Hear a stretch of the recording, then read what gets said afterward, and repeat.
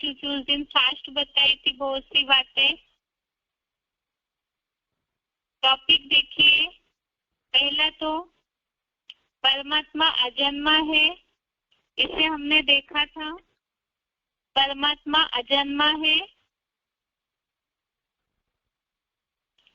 इसमें हमने श्लोक समझे थे। एक तो चौथे अध्याय का 6वां श्लोक, अध्याय 4 श्लोक नंबर 6, ये श्लोक हमने देखा था। अभी से श्लोक का पूरा भावार्थ नहीं देखेंगे हम, क्योंकि एक श्लोक के भावार्थ में बहुत से अर्थ समाये हुए होते हैं। हो सकता है उससे कंफ्यूजन हो समझने वालों को, इसीलिए जिस भाव से श्लोक का रेफरेंस लिया है केवल उसी को ही देखेंगे, ताकि बेसिक कोर्स समझते समय कंफ्यूजन न हो। यहाँ है परमात्मा अजन्मा है, टॉपिक चल रहा था चौथे अध्याय का 6वां श्लोक। आत्मा और परमात्मा का जो अंतर का प्रश्न आया था टेस्ट में, कि आत्मा तो जन्म मरण के चक्र में आती है परंतु परमात्मा अजन्मा है, और ये अजन्मा है इसका प्रूफ इस श्लोक में है। अजोपि सन्वय आत्मा भूता नामी स्वरोपि सन प्रकृतिं स्वामधिष्ठाय संभवामि आत्म मायया। इसके भावार्थ में पहले 2 लाइन देखिए, अजन्मा, अगर्भा, अभोक्ता, अकर्ता होने कारण देह में सदा अनासक्त, कभी क्षरित न होने वाला, अमोघ वीर्य, प्रवेश होने योग्य और गर्भ से अजन्मा होते हुए भी। तो यहाँ ये बात आई है कि अजन्मा, ये तो क्लैरिफिकेशन है, समझिए। अजन्मा, अगर्भा, अभोक्ता, अकर्ता होने कारण देह में अनासक्त है, लेकिन भावार्थ जो है इसमें बस स्पष्ट है, कभी क्षरित न होने वाला और अजन्मा होते हुए भी। तो ये 2 शब्द जो आए हैं भावार्थ में, इससे साबित होता है कि परमात्मा अजन्मा है। उसके आगे का श्लोक देखिए, 10वें अध्याय का 3वां श्लोक, परमात्मा अजन्मा है इसके लिए प्रूफ श्लोक है, यो माम अजम अनादिम च, अध्याय 10 श्लोक नंबर 3, यो माम अजम अनादिं च वेत्ति लोक महेश्वरम असम्मूढ़ः समर्तेषु सर्व पापे प्रमुच्यते। अर्थात जो मुझ शिव बाबा को अजन्मा, अगर्भा, अनादि और त्रिलोक का महान शासक जानता है। तो इस श्लोक में भी ये बात आई है, जो मुझ शिव बाबा को अजन्मा, क्लैरिफिकेशन में शब्द आया है अगर्भा और अनादि। तो अजन्मा है इसलिए वो अनादि भी है, सबकी शुरुआत करने वाले भी है।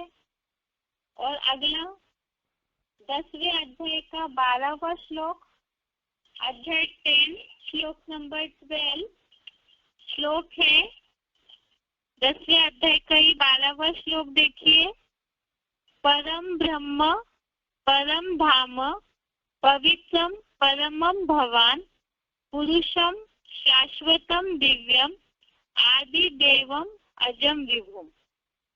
इसमें भी ये बात आई है, लास्ट वाक्य में देखिए, अगर्भा अजन्मा होने से आदि अनादि देव है। श्लोक का रेफरेंस कोर्स में समझाते समय भी अगर श्लोक जिनको याद है तो ठीक है, बाकी श्लोक नंबर याद रख के या तो कम से कम अध्याय याद रख के उसमें जो बात आई है अगर्भा, अजन्मा, आदि, अनादि देव है, इस तरह के शब्द कम से कम जिज्ञासुओं को समझाने के लिए जरूर याद रहने चाहिए, जिससे कि हम प्रूफ दे सके गीता के आधार से। तो इस तरह से परमात्मा अजन्मा है, इसके लिए हमने 3 श्लोक देखे। आगे की बात है जन्म मरण के चक्र में क्यों आती है? इसे तो हमने आत्मा के टॉपिक में भी देखा है कि प्रकृति के 3 गुणों के कारण आत्माएं जन्म मरण के चक्र में आती है। इसमें 13वें अध्याय का 20वां श्लोक है, कार्य करण कर्तृत्वे हेतु प्रकृति उच्यते पुरुषः सुख दुःखानां भोक्तृत्वे हेतु उच्यते।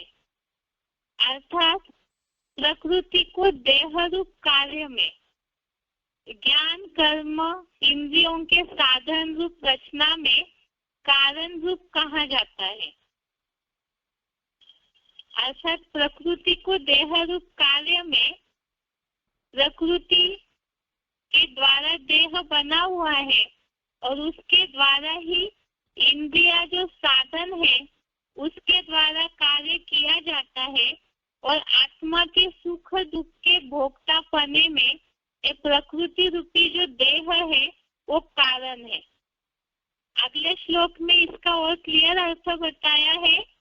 21 नंबर श्लोक, अध्याय 13 श्लोक नंबर 21 में पुरुषः प्रकृति स्तो ही भुंक्ते प्रकृति जान गुणान कारणम गुण संगस्य सद्योनि जन्मसु। क्योंकि भावार्थ है चेतन आत्मा देह रूप अपरा प्रकृति में स्थित प्रकृति से पैदा हुए 3 गुणों को भोगता है।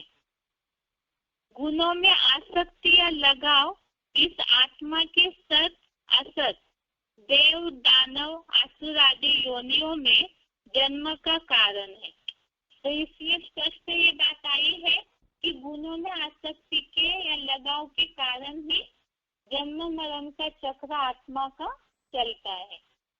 अब हमने ये देखा कि आत्माएं जन्म मरण के चक्र में आती है, परंतु परमात्मा जन्म मरण के चक्र से न्यारा है, अजन्मा है। अब वो न्यारा क्यों है, उसके लिए जवाब है क्योंकि परमात्मा अनासक्त है, कर्मों के बंधन में नहीं पड़ता है, उनको कोई भी बातों में आसक्ति नहीं है, कोई कर्म फल की इच्छा नहीं होती। मनुष्य जन्म मरण के चक्र में क्यों आते हैं?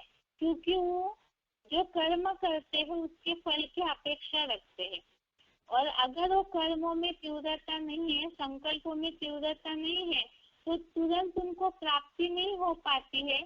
उसके कारण ही वो चक्र चलते रहता है और कई बार अगले जन्मों में भी उनको उसकी प्राप्ति हो जाती है, अच्छे या बुरे कर्मों की।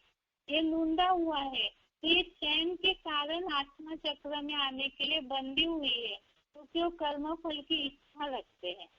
लेकिन परमात्मा को ना बंधन है, ना उन्हें कोई कर्म फल की इच्छा है, तो कर्मों के बंधन में भी नहीं बनते हैं, अनासक्त है। इसीलिए ही परमात्मा जन्म मरण के चक्र से न्यारे है। इसके लिए 9वें अध्याय का 9वां श्लोक देखिए, अध्याय 9 श्लोक नंबर 9।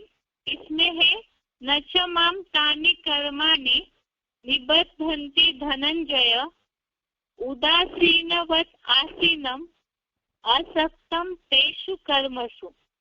अर्थात वे कर्म मुझको उदासीन समान अभोक्ता रहने वाले को नहीं बांधते, उन कर्मों में अनासक्त हूँ। कर्म जो है परमात्मा अभोक्ता होने के कारण अनासक्त रहते हैं, तो इसीलिए वो कर्मों में नहीं बनते हैं। और ऐसे ही 4थे अध्याय का 14वां श्लोक देखिए, अध्याय 4 श्लोक नंबर 14। अध्याय 4 श्लोक नंबर 14, इसमें ये बात आई है न माम कर्माणि लिम्पन्ति न मे कर्म फले स्पृहा इति माम यो भी जानाति कर्म विन स बध्यते। अर्थात न मुझको अच्छे बुरे कर्मों का बंधन है, न मुझे कर्मों के फल में कोई प्रकार की इच्छा है। ऐसे जो भली भांति मंथन करके मुझको जान लेता है, वह कर्मों में नहीं बनता। तो इसमें ये बात बताई है कि कर्मों का कोई बंधन नहीं, न कर्मों फल में इच्छा है, इसलिए वो कर्मों के बंधन में नहीं बनते हैं।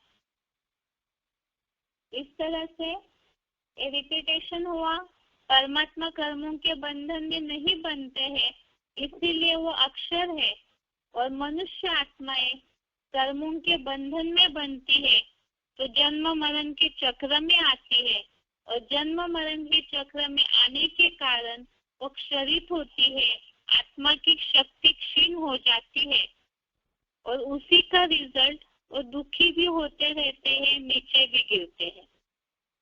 अब इसके लिए ही है कि मनुष्य जो है वो जन्म मरण के चक्र में आने के कारण अपने जन्मों को नहीं जान पाते, क्योंकि भूल जाते हैं, और परमात्मा जन्म मरण के चक्र में नहीं आते, इसीलिए वो मनुष्यों के जन्मों को जानते हैं, और साथ में वो त्रिकालदर्शी भी है।